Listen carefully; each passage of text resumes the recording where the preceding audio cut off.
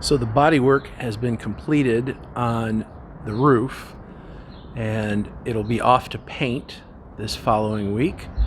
Right now I'm marking for wiring holes that'll come up through the roof using this marine style plug. There's a rubber piece that goes through the center.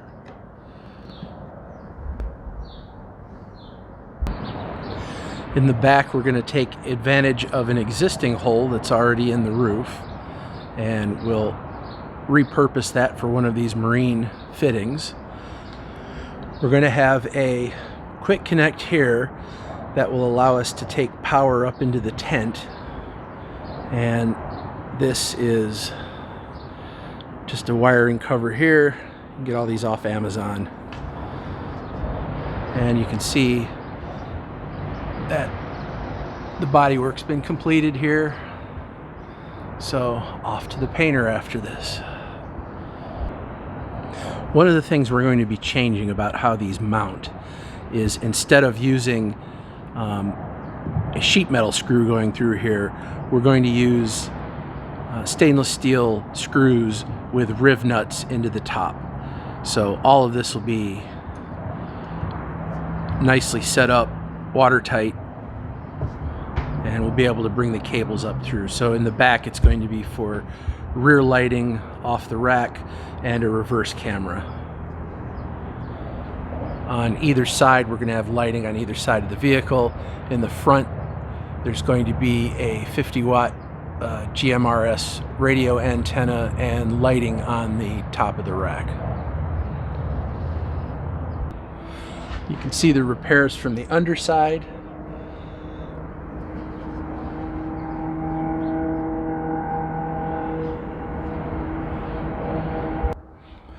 And the repairs along the windscreen frame.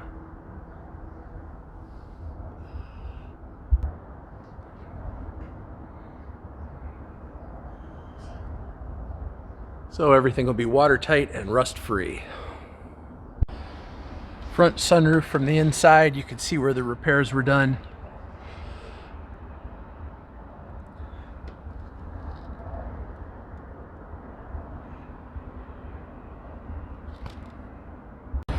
So the roof has been finished, back from the body shop.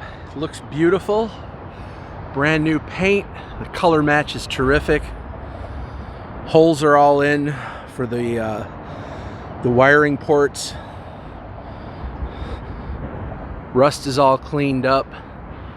Everything looks gorgeous on this.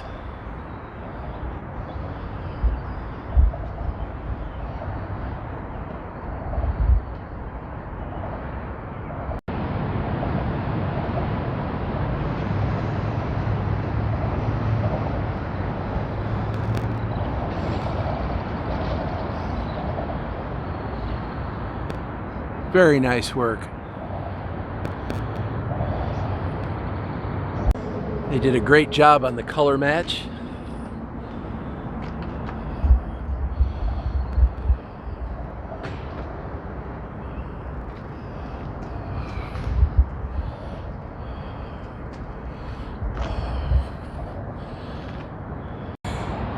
So I'm going to go ahead and measure up the back of this Discovery 2 and get an idea for where I can anchor in my rear system.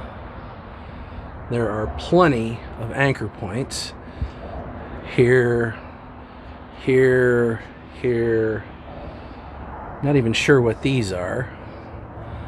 Of course, we've got the anchor points for the seats that I can repurpose.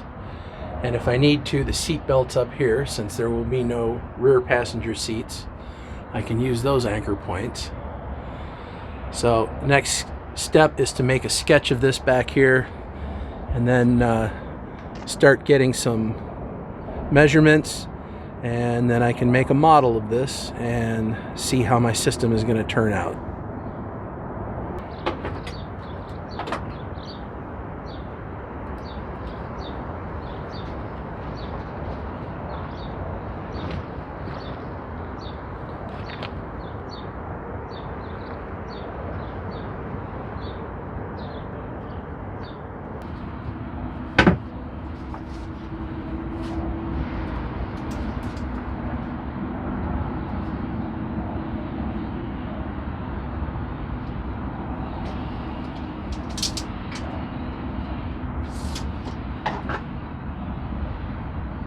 So while I've been measuring up through here, I've had a happy accident. Originally, I had planned to put the compressor on this side and put the battery system on the other side. However, with the gull wing window going on the left, I decided to use that for, that's going to have access for off-road recovery equipment, and the compressor is going to go down here. So here we can mount the compressor and whatever equipment we have to a framework that'll be bolted into those two holes. Then on this side, not only do I have a place for the battery system, but I also have a way that I can vent the heat out of this and get it outside. That's the happy accident, is I forgot about that vent being there. So that'll work out great to get any heat out of the area where the electrical system is in the summertime. And those mounting positions will allow me to make the bracket that will hold the air manifold, the solenoids for the diff locks, and the twin ARB air compressor. So I can take this information and transfer it to SolidWorks and model it up and come up with some kind of design for a bracket.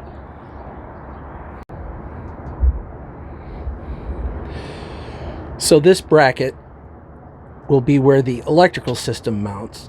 We've got 4 solid points down there at the bottom, and we've got a nice big bolt up here that I can put a framework on. I can vent the system, I can get filtered air intake there, so should be a good setup.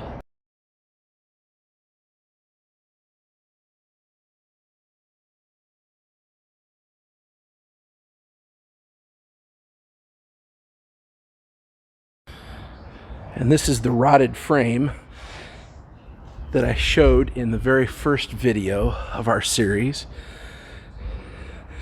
You can get a much better idea of what happens to these frames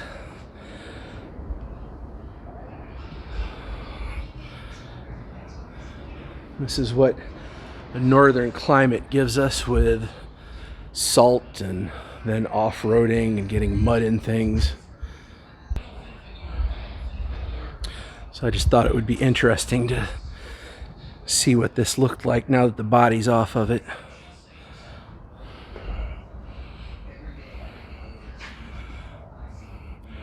There was not much left of this. Wow.